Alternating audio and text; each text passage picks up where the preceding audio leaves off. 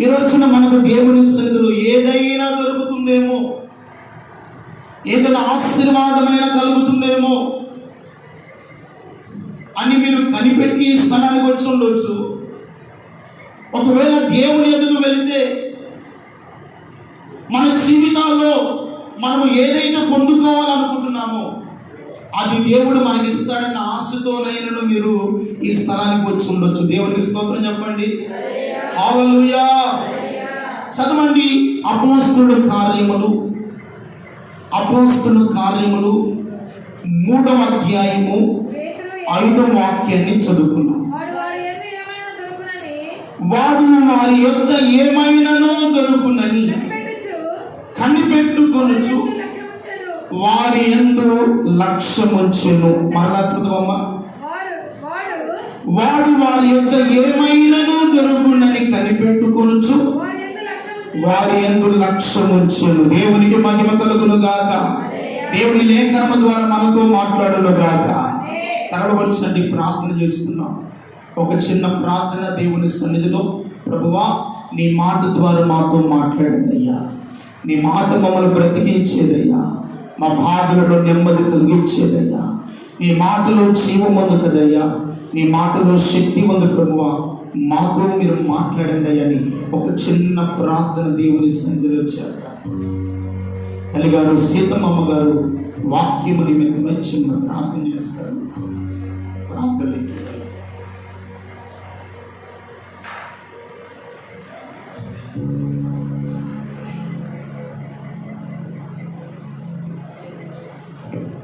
దేవునికి స్తోత్రం కలుగునుగా. ప్రభు ఎంతైనా నమ్మదగిన దేవుడండి. మనల్ని ప్రేమించి నేటి దినమున ప్రభు మనల్ని సజీవ లెక్కలో ప్రభు ఉంచాడు. అయితే మంచిది, చాలా జాగ్రత్తగా దేవుని మాటలు విన్నామండి. కొద్ది నిమిషాలు క్లుప్తంగా దేవుని సందేశాన్ని విని ఆశీర్వాదకరంగా మనం వెళ్తాం. దేవునికి మహిమ కలుగునుగాక. మనం చదువుకున్న లేఖన భాగం ఎన్నో సందర్భాల్లో మనకు బాగా సుపరిచితమైనటువంటి లేఖన భాగం. ఇక్కడ మనకు ఒక వ్యక్తి కనబడుతున్నాడు. ఆ వ్యక్తి ఎవరంటే పుట్టినది మొదలుకొని కుంటివాడైన ఒకడు. ఎప్పుడున్నట? పుట్టినది మొదలుకొని కుంటివాడైన ఒక మనుషుడు ఆ దేవాలయం దగ్గర ఉన్నాడంట. సొలొమోను కట్టించినటువంటి దేవాలయము. ఆ దేవాలయము పేరే శృంగారం అనే దేవాలయం. ఎవరు కట్టించారంట? సొలొమోను. ఈ సొలొమోను కట్టించినటువంటి దేవాలయంలో పుట్టినది మొదలుకొని కుంటివాడైన ఒక మనుషుడు మనుషుల చేత మోసుకొని రాబడి ప్రతి దినము ఆ దేవాలయము దగ్గర కూర్చొని ఆ దేవాలయంలో వచ్చుచున్న వారిని, పోవచ్చున్న వారిని భిక్షం అడుగుకుంటూ అతడు కాలాన్ని గడుపుతూ ఉన్నాడంట. అలాంటి పరిస్థితిలో ఉన్నటువంటి ఆ పుట్టినది మొదలుకొని కుంటువాడు తన స్థితి ఒక అవిధికరమైనటువంటి జీవితం. ఒకవేళ నాన్న వాళ్ళు ఎవరో ఉండొచ్చేమో కానీ వాడికి పట్టెడు ఆహారం కూడా పెట్టలేని స్థితిలో ఉన్నాడేమో బహుశా. కనుకనే వాడు ప్రతి దినము దేవాలయం దగ్గర ఏం చేస్తున్నాడంట? భిక్షం అడుగుతున్నాడు.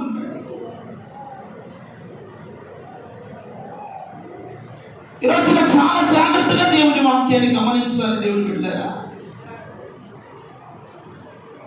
ఆ భిక్షగాడు, ఆ గుర్తివాడు ఒక రోజున ప్రార్థనా కాలమందు దైవ సేవకులు ఆ దేవాలయంలోనికి వెళ్ళటకు వస్తూ ఉన్నారు. బహుశా ఎన్నో దినాలు వారు వెళ్తున్నారు, వస్తున్నారు. కానీ వారిని శ్రేష్టమైనటువంటి దృష్టితో వాడు చూడలేకపోయాడు. ఈ దైవ సేవకులు ఆ దేవాలయంలోనికి వస్తూ ఉన్నారు. ఏ సమయంలో? ఇంచుమించు 3 గంటల సమయంలో ప్రార్థన కాలమున వారు దేవాలయంలోకి ప్రవేశిస్తూ ఉండగా ఆ కుంటివాడు, ఆ భిక్షగాడు అనుకుంటున్నాడు వారి యొక్క ఏమైనా దొరుకునని వారి యందు ఏముంచాడంట? లక్ష్యం లక్ష్యం ఉంచాడు.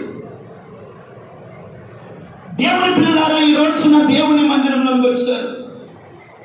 దేవుని అంత మీకు ఏమైనా దొరుకునని మీరు దేవుని మీద లక్ష్యం ఉంచగలిగితే, దేవుని మీద మీరు విశ్వాసం ఉంచగలిగితే, దేవుని మీద మీరు పరిపూర్ణంగా ఆధారపడగలిగితే, సంపూర్ణంగా ఆయన మీద మీరు నమ్మకం ఉంచగలిగితే, ఆ పుట్టినట్టు మొదలుకొని ఆ గుడ్డివాడి జీవితంలో అద్భుతములు చేస్తున్నట్లు మనం వింటున్నాము. అదే అద్భుతములు కూడా నీ జీవితంలో చేయడం నా దేవుడు ఏదో మన సిద్ధముగా ఉన్నాడు. దేవునికి మహిమ కలుగును గాక.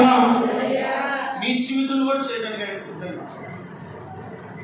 అయితే నువ్వేం చేయాలంటే, ఏమైనాను దొరుకునని, ఇదిగో ఈ దినమున ఆయన యందు మీరేముంచాలి, ఏమైనా దొరుకుతుంది. అది ఆశీర్వాదమైనను, అది సమృద్ధి అయినను, ఒకవేళ నీకున్న రోగమైనను, నీకున్నటువంటి సమస్యలైనను, ఏదైనాను ఆయన తీర్చగలిగిన వాడు, ఆయన బాగు చేయగలిగిన వాడు, ఆయన విడిపించగల దేవుడని ఆ కుంటివాడి వలె నీవు ఆశతో మన దేవుని యందు మీరు లక్ష్యం ఉంచగలిగితే, దేవుడు మీ ఎడల కార్యములు చేయునుగాక. ఏం చేస్తాడయ్యా? తప్పకుండా కార్యం చేస్తాడు. కొంతమంది జీవితాల్లో ఎన్నో కార్యాలు ప్రభు చేస్తూ ఉన్నాడు. కొంతమంది జీవితాల్లో కార్యాలు పొందుకోలేని స్థితిలో ఉన్నారు. ఎందుకయ్యా అంటే, ఇంకా మనము దేవుని యందు పరిపూర్ణమైన లక్ష్యం ఉంచలేకపోతున్నాం, దేవుని మీద ఆధారపడలేకపోతున్నాం. ఇదిగో ఈ భిక్షుగాడు, ఈ కుంటివాడు ఇంతకాలము మనుషుల మీద ఆధారపడుతూ వచ్చాడు, లోకం మీద ఆధారపడుతూ వచ్చాడు. ఎవడైనా ఒక రూపాయో ఒక 5 రూపాయలు వేస్తే ఆ కాలాన్ని కడుపుకుంటూ, ఆ కడుపుకు కొంత ఆహారం తీసుకొని ఏదైనా దొరుకునేమో అని ఇంతకాలము మనుషుల వైపు చూస్తూనే వచ్చాడు. మనుషుల వైపు చూస్తున్నంత కాలము ప్రియమైన వాళ్ళరా, ఆ వ్యక్తి అదే స్థితిలో పడి ఉన్నాడు. దేవునికి మహిమ కలుగును గాక. అదే స్థితిలో పడి ఉన్నాడు. ఎప్పుడైతే ప్రార్థనా కాలమందు దేవుని సేవకులు పేతురు, యోహానులు ఆ దేవాలయములకు వెళ్తూ ఉండగా, వారి యొద్ద ఏమైనను నాకు దొరుకుతుంది, వారి యొద్ద నాకు ఏమైనను దొరుకుతుంది, వారి యొద్ద నాకు కావలసినవి ఏదైనా ఇస్తారేమో అని వారి మీద లక్ష్యం ఉంచాడంట. ఈరోజు నా దేవుని బిడ్డలారా, దేవుని ఎదుగు వచ్చిన మీరు ఏదైనా ప్రభు నా జీవితం అద్భుతములు చేస్తారని, నా బిడ్డల జీవితాల గొప్ప కార్యాలు చేస్తారని, మా జీవితంలో ఉన్నటువంటి ఒడుగు, ఇబ్బందులు, శ్రమల కొలిమిలో నుండి దేవుడు ఏదో ఒక రకంగా విడిపిస్తాడని ఈరోజు ఆయన సన్నిధిలో మీరు లక్ష్యం ఉంచగలిగితే, ఈరోజు దేవుని మీద మీరు పరిపూర్ణంగా ఆధారపడగలిగితే, ఆ కుంటివాడి జీవితంలో కాదు, మన జీవితాలు కూడా దేవుడు బలమైన కార్యాలు ప్రభువు చేస్తాడండి. ప్రభు మాట ఇచ్చాడంటే దాన్ని ఖచ్చితంగా ప్రభువు నెరవేర్చే దేవుడై ఉన్నాడు. ఒక్క మాట చదువుకున్నాను చూడండి. అపోస్తల కార్యములు 14వ అధ్యాయము 8వ వాక్యాన్ని మనం చదువుకుంటే, అతడు పుట్టినది మొదలుకొని కుంటివాడై ఉన్నాడని, నడవలేక కూర్చొని ఉన్నాడని, అతడు పౌలు మాట్లాడుట వినెను.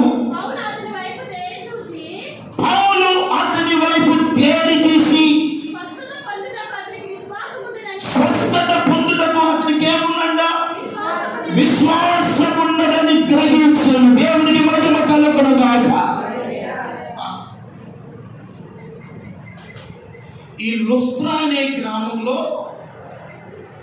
అక్కడ ఒక కుంటివాడు ఉన్నాడు. వాడు పౌలు గారు చెప్తున్నటువంటి మాటల యందు లక్ష్యం వచ్చి శ్రద్ధగా వింటున్నాడు. పౌలు గారు బోధిస్తూ వాడి వైపు తేరి చూస్తుగా వాడిలో దేవుని మీద విశ్వాసం ఉన్నట్లుగా, నమ్మకం ఉన్నట్లుగా గ్రహించాడు. దేవునికి మహిమ కలుగును గాక. గ్రహించగా వెంటనే తర్వాత జరిగినటువంటి మాటలు చదువుకున్నాం. నీ పాదములను మోపి ఇదిగో సరిగా నిలువుము బిగ్గరగా చెప్పినప్పుడు వాడు గంతులు వేసి నడువ సాగాను. చెప్పలు పెట్టి దేవునికి మహిమ కలుగును గాక. హల్లెలూయా. ఎవరు గ్రహించాడు అంటే దైవచనుడైన పౌలు గ్రహించాడు. ఈ లుస్త్రా గ్రామంలో పుట్టినది మొదలుకొని పుట్టినవాడు. అయితే దేవుని మాటలంట ఆసక్తిగా వింటున్నాడు. దేవునికి మహిమ కలుగును గాక. పౌలు గారు చెప్తున్న మాటల యందు లక్ష్యం ఉంచాడు. పౌలు గారు బోధిస్తూ వారిలో విశ్వాసం ఉన్నట్లుగా గ్రహిస్తున్నాడు, వారిలో నమ్మకం ఉన్నట్లుగా గ్రహిస్తున్నాడు. అంటున్నాడు, నీవు నీ పాదములను మోపి సరిగా నిలబడు. దేవునికి మహిమ కలుగును గాక. దేవుని సన్నిధిలో మీరు వాక్యమును జాగ్రత్తగా విని దేవుని మీద విశ్వాసం ఉంచితే, దేవుని వాక్యమును మీరు సరిగా నిలబడుతూ నేర్చుకోగలిగితే నీ విశ్వాసము ఇదిగో ఏ నడవలేని స్థితి అయినా, ఏ ఆశీర్వాదము పొందలేని అనుభవాలైనా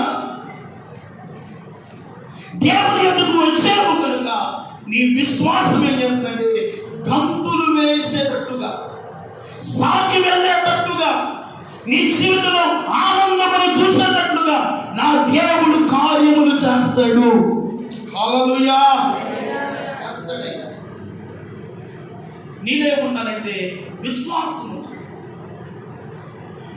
ఈ విశ్వాసము, నమ్మకము ఎటువంటి బలహీనుడనైనను బాగు చేయగలుగుతుందంట. దేవునికి మహిమ కలుగును గాక.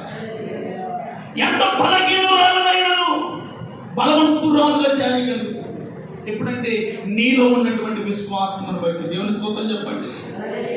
నీలో ఉన్నటువంటి నమ్మకాన్ని బట్టి ఆ లుస్త్రా అనే ప్రాంతంలో ఉన్నవాడు దేవుని వాక్యమును జాగ్రత్తగా వింటున్నాడండి. దేవుని స్తోత్రం చెప్పండి.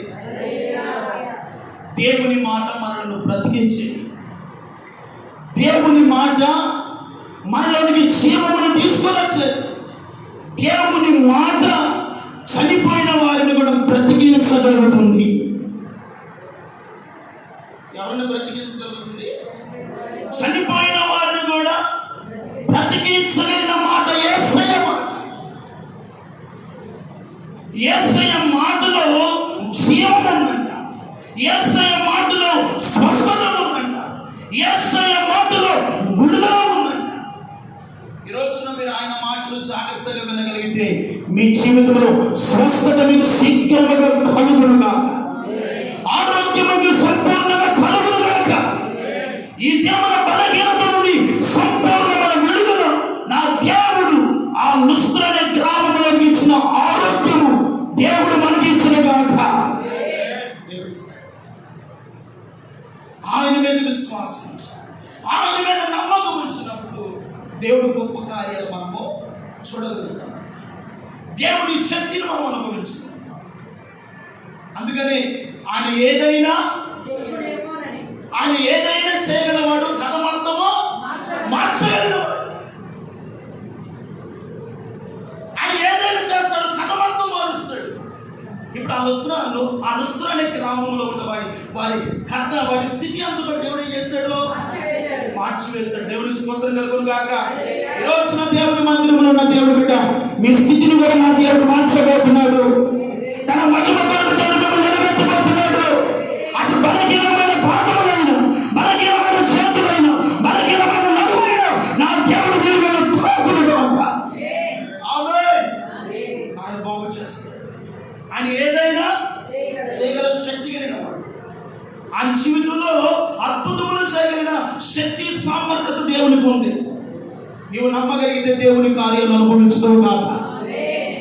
నమ్మండి. దేవుని మీద విశ్వాసం ఉంచండి. ఆయన మీద ఆధారపడండి. ఇదిగో ఆ పుట్టినది మొదలుకొని పుట్టివాడికి సంపూర్ణమైన ఆరోగ్యాన్ని దేవుడు ఇచ్చాడు.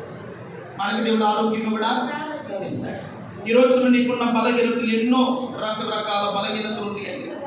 రకరకాల అనారోగ్యాలు మనల్ని ఆవరిస్తూ ఉన్నాయి.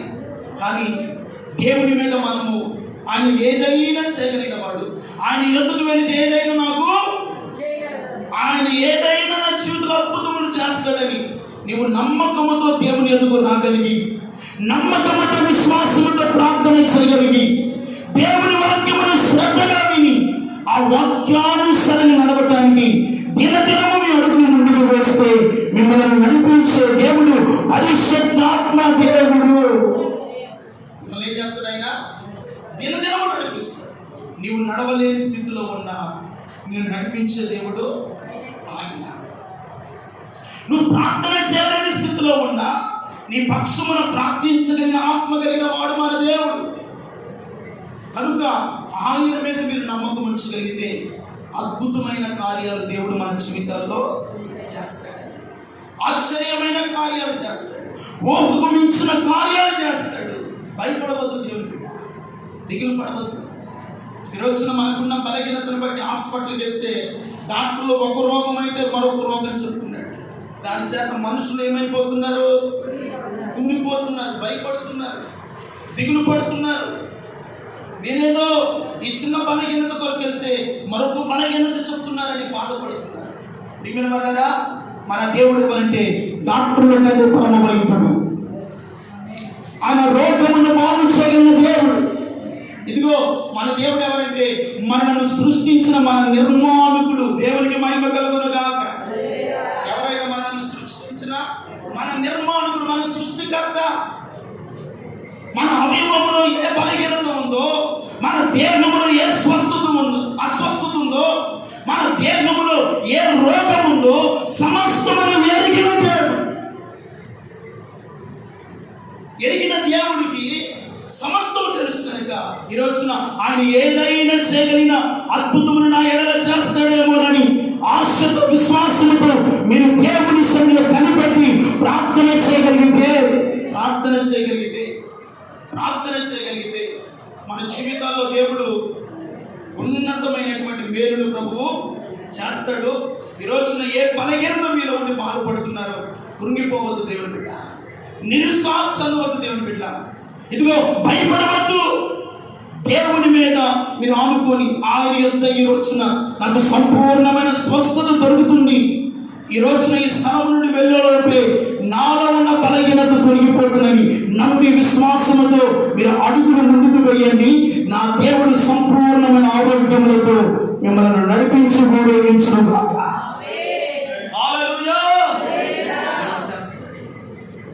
అయితే ఆ పేతురు యోహాను అంటాడు, ఇదిగో వాడి వైపు తేరు చూస్తున్నారంట. ఎవరు?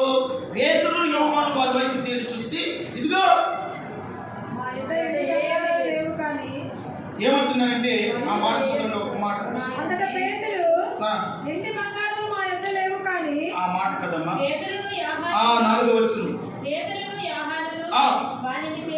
వాడిని తేరు చూసి మా తట్టు చూడమని. దేవునికి మహిమ కలుగును గాక.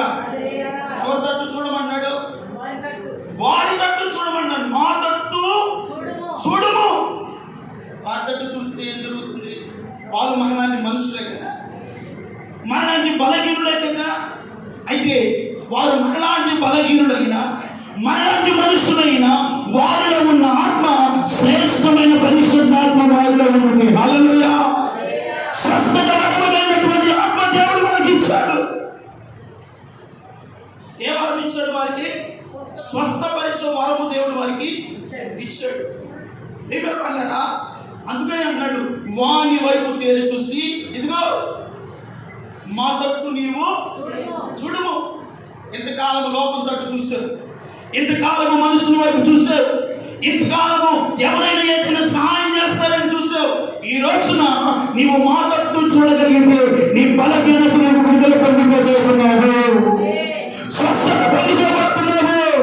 నువ్వు లేచి గంతులు వేస్తూ ఈ శృంగారమైన ధ్యానాలలోకి వెళ్ళబోతున్నావు. హల్లెలూయా. మా తట్టు చూడు. ఈ రోజున మనం మనుషుల తట్టు చూస్తున్నామా, లోకం తట్టు చూస్తున్నామా? లోకం తట్టు చూస్తున్నంత కాలము ఏ ఆశీర్వాదం నీవు పొందలేవు, ఏ దీవెనను అనుభవించలేవు. నువ్వు చూడవలసింది దేవుని తట్టు చూడు, దేవుని తట్టు చూడు. దేవుని బిడ్డ, ఈరోజున దేవుని తట్టు నువ్వు చూడటం నేర్చుకో. ఆయన మాటలు ఏమి లక్ష్యం ఉంచడం నేర్చుకో. వారి తట్టు తేరు చూడగా వారు అంటున్నాడు, వారి తట్టు చూసాడంట, ఏమైనా ఇస్తారేమోనని ఆశతో ఉంటే, అరే నాయన నీవు అనుకున్నట్లుగా మా దగ్గర మేము ఇచ్చేది ఏది కూడా లేదు, మేము కలిగి ఉన్నదే నీకు ఇచ్చుతున్నాము. దేవునికి మహిమ కలుగునుగాక.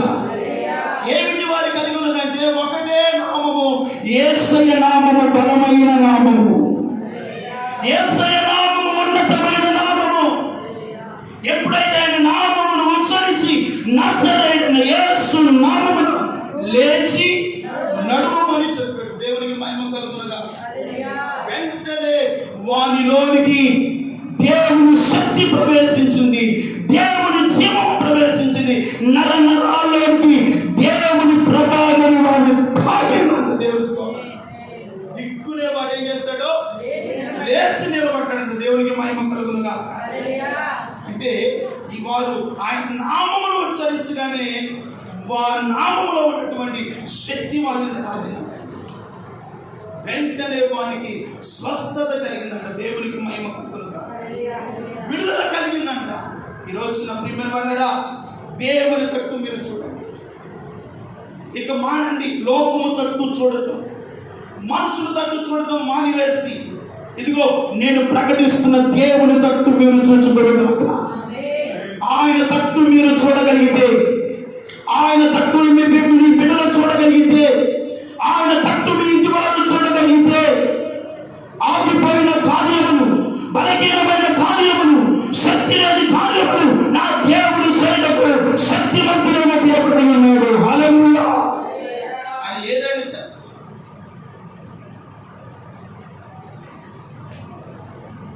ఆయన ఏదైనా చేయగలిగిన సర్వశక్తి కలిగిన దేవుడు అండి. నీ జీవితంలో నేర్చుకోవాల్సిన వాక్యాన్ని ముగించబోతున్నాను.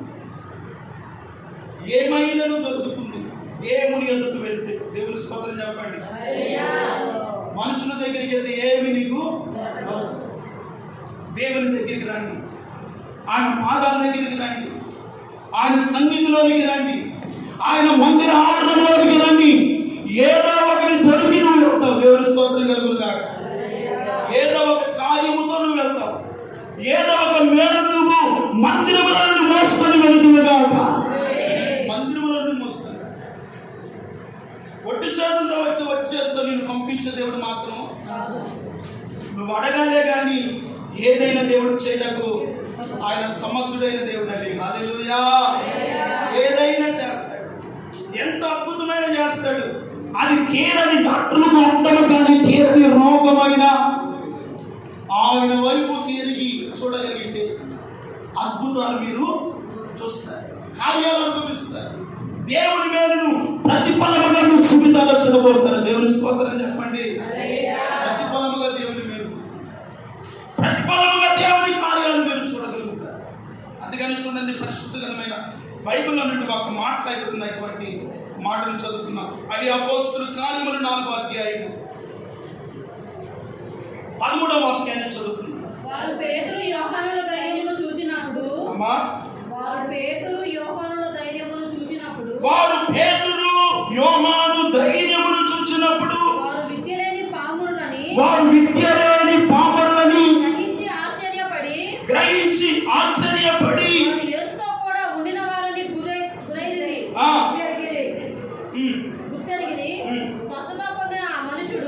స్వస్థత పొందిన ఆ మనుషుడు వారితో కూడా నిలిచి ఉండుట చూచి ఏమీయూ ఎదురు చెప్పలేకపోయిరి. దేవునికి మహిమ కలుగునుగాక. ప్రియమైన వాళ్ళరా, అక్కడ రాయబడినటువంటి మాట ఏంటంటే వారు పేతురును యోహాను ధైర్యమును చూస్తారంట. దేవునికి మహిమ కలుగునుగాక. ఇదిగో మనకు ఉండాల్సింది ఏమిటంటే తల వ్యక్తి నా వైపు చూడాలి. ఆయనను బట్టి మనకి ఏముండాలి? ధైర్యం ఉండాలి. చిన్నదానికి పెద్దదానికి మనం ధైర్యాన్ని కోల్పోకూడదు. ఆయనను బట్టి మనం ఏం తెచ్చుకోవాలి? ధైర్యం తెచ్చుకోవాలి. ఆయన బట్టి బలం పొందుకో. ఆయన బట్టి నీ స్థితిలో నుండి లేచున్నాడు. ఆయన్ని బట్టి మనం ధైర్యం తెచ్చుకోవాలి. ఇప్పుడు ఆ ధైర్యం ఏమిటంటే మన ప్రభువు అయిన యేసు క్రీస్తుని బట్టి వారికి ధైర్యం వచ్చింది. ఆ ధైర్యాన్ని బట్టి ఆ మతాధికారుల మధ్య, ఆ ధర్మశాస్త్ర ఉపదేశకుల మధ్య వారి ధైర్యముతో అద్భుత కార్యములు కూడా చేస్తారంట. దేవునికి మహిమ కలుగునుగా. అయితే చంపితే చంపుతారు, సిలువేస్తారేమో బహుశా, లేకపోతే రాళ్ళతో కొడతారేమో. దేవుని మాత్రము ప్రకటించకుండా మానలేదు. దేవుని స్తోత్రం చెప్పండి. దేవుని కార్యములు చేయకుండా వారు మానలేదు. ఆ స్వస్థత నొందిన వాడు వారితో కూడా నిలిచి ఉన్నాడంట. దేవునికి మహిమ కలుగునగా. స్వస్థత పొందుకొని తిరిగి వెళ్ళలేదు, కానీ వారితో కూడా జ్ఞానపడ్డాడు, నిలిచి ఉన్నాడు. చాలా మంది స్వస్థత కొరకు వస్తారు, ప్రార్థన చేయగా దేవుడు ఏదో కనికరించి బాగు చేస్తున్నారన్నమాట. నిలబడవలసినటువంటి స్థలాల్లో వారు నిలబడలేకపోతున్నారు. నేర్చుకోవలసినటువంటి స్థలంలో నేర్చుకోలేకపోతున్నారు. ఆత్మీయంగా బలపరచబడవలసినటువంటి స్థలంలో వారు బలపరచబడలేకుండా వెళ్ళిపోతున్నారు. వాడు బాగుపడిన తర్వాత వారితో కూడా నిలిచి ఉన్నాడంట. దేవునికి మహిమ కలుగునుగా. అంటే సంఘములో నిలిచి ఉన్నాడంట. దేవునికి మహిమ కలుగునుగా. ఎక్కడ నిలిచి ఉన్నాడంట? సంఘములో నిలిచి ఉన్నాడు. దేవుని మందిరంలో నిలిచి ఉన్నాడు. దేవుని సన్నిధిలో స్తుతిస్తున్నాడు. దేవుని సన్నిధిలో కృతజ్ఞుడై దేవుని మహిమ పరుస్తున్నాడు. దేవుని స్తోత్రం చెప్పండి. నీవు కూడా బాగుపడిన తర్వాత దేవుని సన్నిధిలో మీరు ఏం చేయాలి? నిలిచుండాలి. శ్రమ అయినా, బాధ అయినా, శోధనైనా, ఆర్థికమైన పరిస్థితులైనా, కష్టాలైనా, శోధనలైనా నువ్వు నిలిచి ఉంటేనే దేవుడు ఏదో ఒక అద్భుతం నీ జీవితంలో చేస్తాడు. నీవు నిలబడకుండా వెళ్ళాను కానీ ఏ అద్భుతం నేను చూడలేదండి, ఎల్లాను వాక్యం విన్నాను కానీ ఏ కాలం నా జీవితంలో జరగలేదని నువ్వు మానుకున్నావు అనుకో, మానుకున్నట్లుగానే నీ జీవితం. ఆయన కార్యము చేసేంత వరకు నువ్వు నిలబడితేనే కదా, నీ మనసు దేవుని మీద ఆనుకుంటేనే కదా, దేవుని మీద నీవు నమ్మకం వచ్చగలిగితేనే కదా ఏదో ఒక అద్భుతము ప్రభు చేసేది నువ్వు చూడగలిగావు. ఈ రోజున చూడలేకపోవడానికి గల కారణం ఏంటో తెలుసా? నువ్వు సరిగా ఆయనలో ఏం చేయలేకపోతున్నావు? నిలబడలేకపోతున్నావు. భక్తిలో నిలబడలేకపోతున్నావు, విశ్వాసంలో నిలబడలేకపోతున్నావు, ప్రార్థన జీవితంలో నిలబడలేకపోతున్నావు. మరి నిలబడినంత కాలము ఏ మేలు నీవు పొందలేవు. నిలబడితేనే మేలు నీ జీవితంలో ప్రభు చేస్తాడు. వినండి, నిలబడితేనే దేవుని ఎడల మేలు చేస్తాడు. నిలబడినంత కాలము ఏ ఆశీర్వాదము మీరు చూడలేదు. నిలబడాలి దేవుని. ప్రియమైన వాళ్ళారా, నిలబడినప్పుడే మన జీవితాలకు అద్భుతమైనటువంటి కార్యములను ప్రభు చేస్తాడు. యెషయా గ్రంథము చదవండి ఒక మాట, 35వ అధ్యాయము 6వ వచనాన్ని మనం చూస్తే, కుంటివాడు దుప్పివలె గంతులు వేయును, మూగవాని నాలుక పాడును. అబ్బా, మోగవాని నాలుక పాడును. అరణ్యములో నీళ్లు ఉబ్బుకుచును. అడవిలో కాలువలు పారును. ఎండమావులు మడుగులగును. ఎండిన భూమిలో నీల బుగ్గలు పుట్టును. దేవునికి మహిమ కలుగునుగాక. ఎండిన భూమిలో నీల బుగ్గలు పుట్టును అంటే కుంటివాడు దుప్పి. ఆ దుప్పి అనే పక్షి ఎంత వేగముగా ఉంటుందో. దుప్పి దగ్గర వాళ్ళరా, ఆ దుప్పి అంట చాలా వేగవంతమైనటువంటి పక్షి. అందుకని కోర కుమారుడు కూడా అంటాడు 42వ కీర్తనలో, దుప్పి నీటి వాగుల కొరకు ఆశపడినట్లుగా.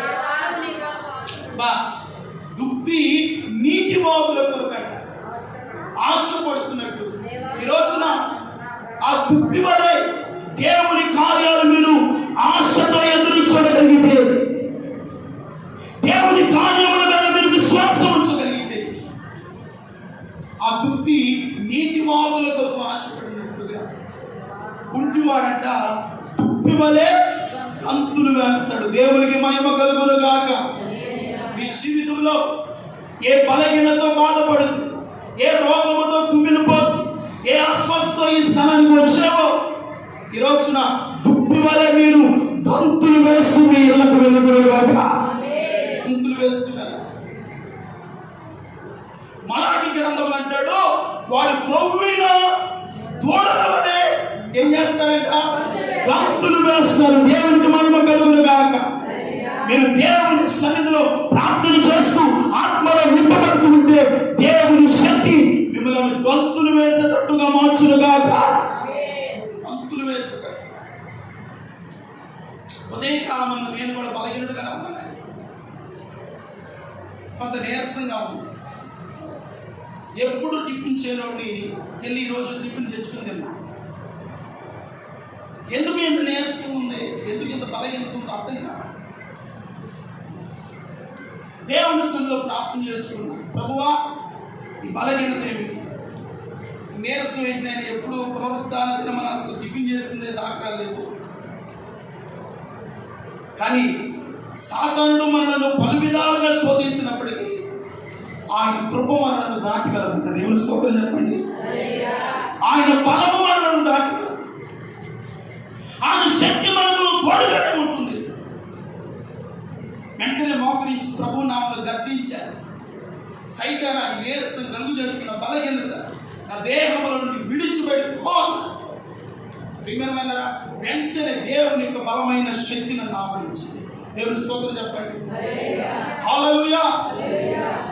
ఎందుకయ్యా మన జీవితాల్లో ఏదో ఒక బలహీనత ఉంది, ఏదో ఒక అనారోగ్యం ఉంది. కానీ దేవుని యొక్క శక్తి మనలను మన జీవితాల అద్భుతములు చేసే రీతిలో మార్చగలుగుతుంది. దేవునికి మహిమ కలుగును గాక. దేవుని కార్యములు చేసే రీతిలో మార్చబడుతుంది. మన జీవితాల్లో దేవునికి మించిన కార్యాలు ఏది కూడా లేదు. కుంటివాడంట దుప్పి వలె ఏం చేస్తాడంట? గంతులు వేస్తాడు. దేవుని బిడ్డ, ఈ రోజున నీకున్న బలహీనతను బట్టి కృంగిపోవద్దు, నిరాశపడవద్దు. దేవుడు నన్ను చూడలేదు, దేవుడు నా ప్రార్థన వింటలేదేమని బాధపడవద్దు. ఆయన యొక్క ఏమైనను దొరుకునన్న విశ్వాసము మాత్రమే మనలో ఉండును గాక. ఆ విశ్వాసం చాలు. ఆయన యొక్క నాకు ఏదైనా కార్యము జరుగుతున్నటువంటి నమ్మకం ఉంచండి. మీ బిడ్డల జీవితాలు కూడా దేవుడు కార్యములు చేయును గాక. మీ కుటుంబాల దేవుడు కార్యములు చేయును గాక. నీ బిడ్డల జీవితాల్లో దేవుడు కార్యములు చేయును గాక. ఆయన చేస్తాడు. నమ్మండి దేవుని కార్యాలు, విశ్వసించండి. ఎక్కడ కృంగిపోవద్దు, ఎక్కడ బాధపడవద్దు. దేవుడు సమస్తమును బాగు చేయగలిగిన దేవుడు. హల్లెలూయా. చివరిగా ఒక మాట చెప్పి నేను ముగిస్తాను. 107వ కీర్తన 20వ వాక్యాన్ని చదువుతున్నాను.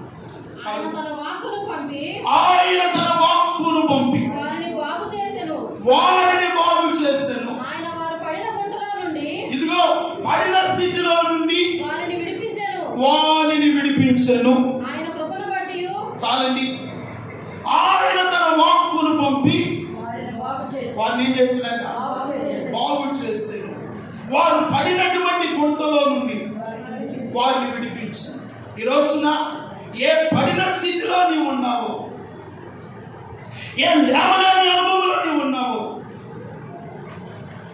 పడిన స్థితిలో నుండి నిన్ను లేవనెత్తగలిగిన వాడు, నిన్ను బలపరచగలిగిన వాడు, నిన్ను తన శక్తినిచ్చి నిలబెట్టగలిగిన వాడు ఈ రోజున మన దేవుడు ఉన్నాడు. ఆయన వాక్యే, ఆయన మాటే ఈ రోజున మనము ఈ స్థలంలో కూర్చున్న మిమ్మల్ని అందరినీ ఆయన వాక్కు బాగు చేయగలగా. బాగు చేస్తాడు. ఆయన మాట బాగు చేస్తాడు. ఆయన మాట స్వస్థత ఇస్తుంది. మీరు పడిన స్థితిలోనే ఉంటుంది దేవుని ఉద్దేశంగా. ఇశ్రాయేలు అంట వారు పడిన గుంటలో నుండి దేవుడు వారిని ఏం చేస్తాడు? దేవుని బిడ్డ, నీవు కూడా సమస్యలను బట్టి, రోగమును బట్టి, కుటుంబంలో ఉన్న అసమాధాన స్థితిని బట్టి, ఆర్థికమైన ఇబ్బందులు బట్టి పడిపోయి ఉండవు. ప్రార్థన చేయలేకపోతున్నామేమో, దేవుని మీద ఆధారపడలేకపోతున్నామేమో. ఈ రోజున ఈ మాటల ద్వారా ఈ యొక్క విశ్వాసపు వాక్కుల చేతనైనా ఈ రోజున ఒక ధైర్యం పొందుకొని, నా దేవుడు ఈ పడిన ఈ బలహీనమైన స్థితిలో నుండి నన్ను ఖచ్చితంగా నా దేవుడు తిరిగి నన్ను లేపుతాడు, తిరిగి నన్ను బాగు చేస్తాడు, తిరిగి మళ్ళా పూర్వపు ఆరోగ్యాన్ని దేవుడు నాకు ఇస్తాడన్న నమ్మకంతో మీరు వెళ్ళండి. అద్భుతమైన కార్యము, అద్భుతమైన దేవుని హస్తము అది కాలు మొదలుకొని తల వరకు నిలువెల్ల నా దేవుని హస్తమే మిమ్మల్ని తాకి బాగు చేయలుగాక. దేవుని మహిమ కొరకు చెప్పడం వద్ద దేవుని స్తోత్రం చెప్పండి. హల్లెలూయా. నిశ్చయముగా దేవుడు ప్రారంభిస్తాడు, నిశ్చయముగా దేవుడు విడుదల చేస్తాడు. మన దేవుని మాటలో చాలా శక్తి ఉంది. నమ్మండి దేవుడి బిడ్డ, ఆయన మీద ఆధారపడటం నేర్చుకోండి. వాడు మనుషుల వైపు చూస్తున్నంత కాలము అదే స్థితిలో ఉంది. మా మట్టుకు ఎప్పుడైతే చూడమన్నారో వాడు చూడగానే ఏమైనా దొరుకునని లక్ష్యము నమ్మకం ఉంచాడు కనుకనే పుట్టినది మొదలుకొని కుంటివాడిని దేవుడు బాగు చేశాడు. వాడి వయసు కూడా రాయబడింది, చదవండి ఆ మాట కూడా. వాడి వయసు కూడా ఇచ్చాడు. 2వ అధ్యాయం కాకపోతే 4వ అధ్యాయము 22వ వచనం.